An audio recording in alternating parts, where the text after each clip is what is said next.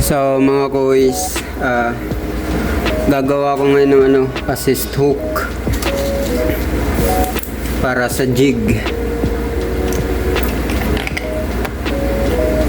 Ayan, pang 30 grams, 20 to 30 grams, 15, 12, pwede to. Sa ito nakagawa na ako isa, double. Ayan o. So i-share ko sa inyo mga kuys kung paano ko siya ginawa. Kailangan natin na to, tawag dito Kevlar. Yan, ito yun, Kevlar 0.8 mm 120 lb. So pang ano lang to, pang 10 to 30 grams. So pag mas mataas doon na jig, magbabago na yung size. Ayan, Kevlar, ito yun. Tapos kailangan rin natin na to, kung di nagkakamali ang tawag dito, flasher string. Search nyo lang sa Shopee or Lazada, TikTok. Tapos hook number 13 for 10 to 30 grams. So number 13. Tsaka split ring. Itong split ring medyo sumablay ako, malaki yung nabili ko. So pakita ko sa inyo kung ay ito pala meron na. Yan o, ganyan siya kalaki. So sobrang laki niya para sa number 4. So adjust nyo na lang, mas maliit, mas maganda.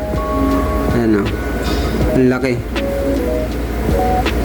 Tapos kailangan ko ng vice grip. Bahala na kayo kung anong gusto nyong pang-ipit. Pang-ipit lang to sa hook.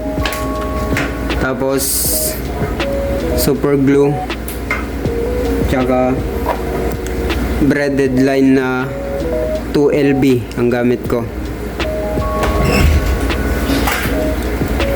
So start na tayo mga kuys. Una hook,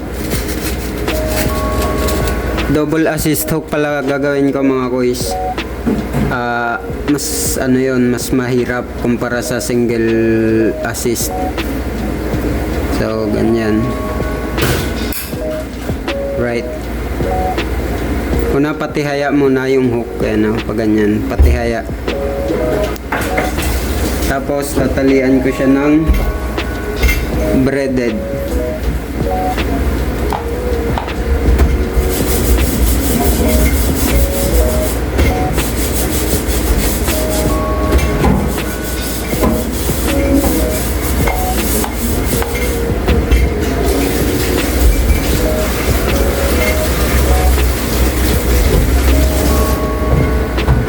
So nagtali muna ako kapirasong braided.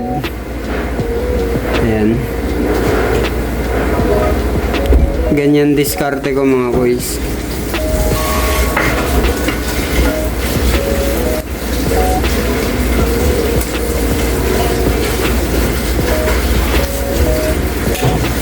Tapos next natin tong Kevlar. So ito yung ito yung medyo mahirap sa na to, pagtatali sa split. Kaya sundan nyo mga kuys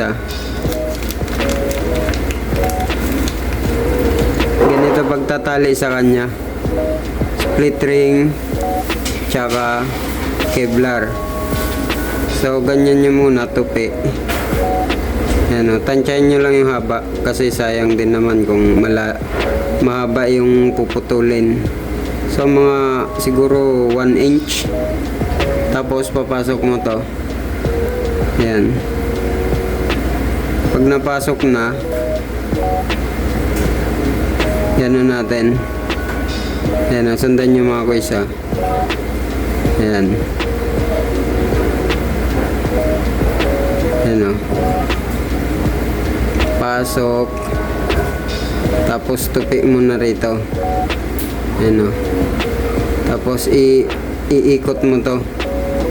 Ayan. Tapos ibabalik mo na tong split. Papasok ulit dito sa inikot. Medyo mahirap lang to sundan mga kuys ah. Pero pag nakuha nyo, tuloy-tuloy na yan. So ayan na siya mga kuys. Ayan o.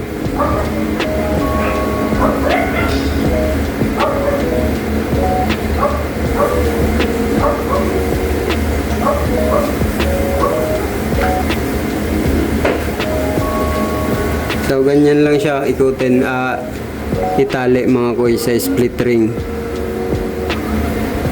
Tapos putulin ko na to.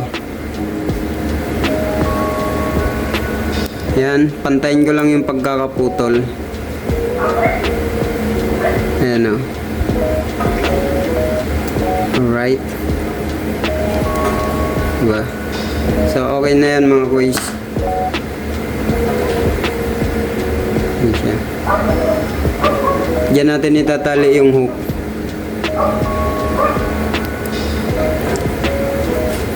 Tapos hindihan ko lang yung dulo para matigas siya itali. May may lock. Yan. Tapos ito tali na natin dito mga kuys. Yan, napatihaya muna. So tali tayo ng mga kahit ano lang hanggang dito. Tansyahin nyo na lang kahit hanggang dyan lang. Mga 1/4 inch.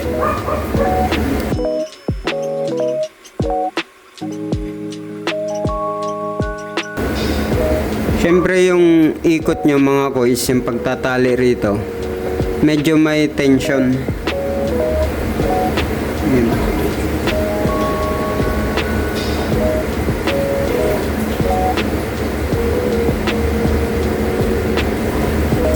Yan, tapos ilock ko muna.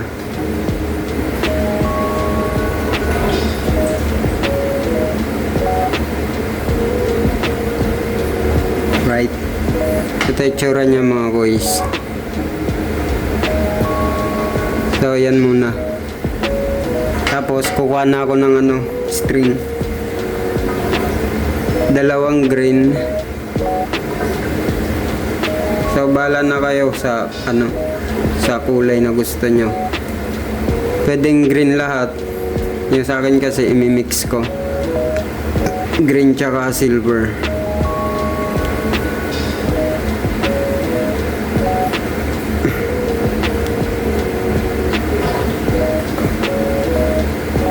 Ayan, 2 na to. Tapos 2 silver din.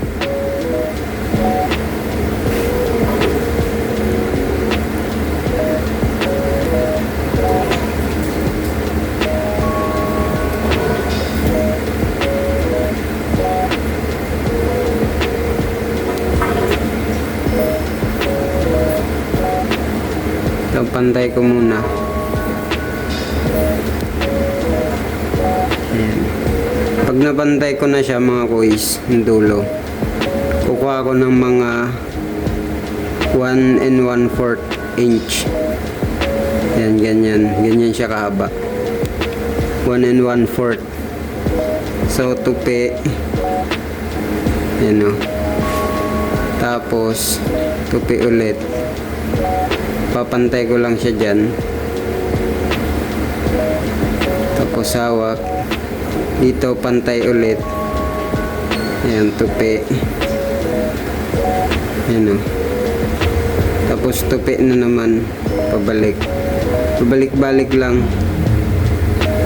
Hanggang sa maubos tong hawak kong 4.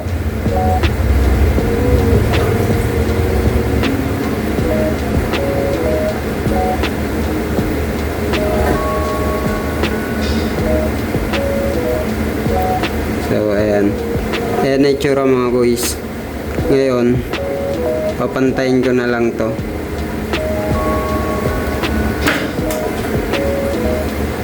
gunting, papantayin ko lang siya.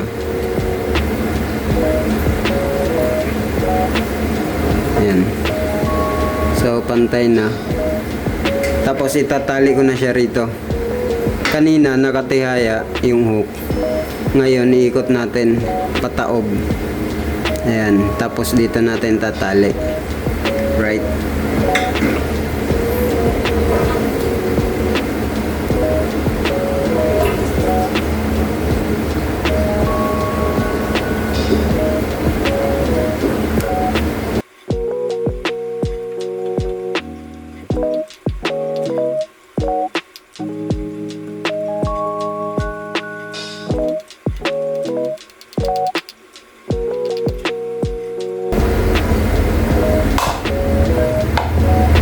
So, pag nalock mga boys, papatakan na natin ng super glue.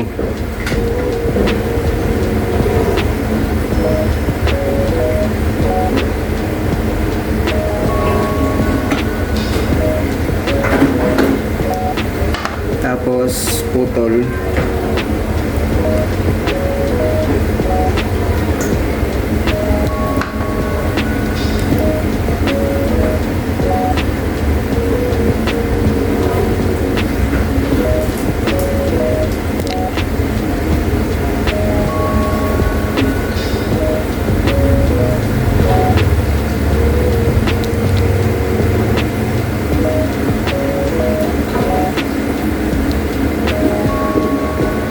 So, antayin ko na lang matuyo.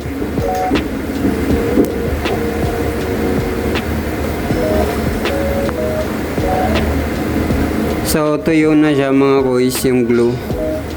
Kita nyo yan, yung mga pabilog. Gugupitin ko na. So, gupitin na natin.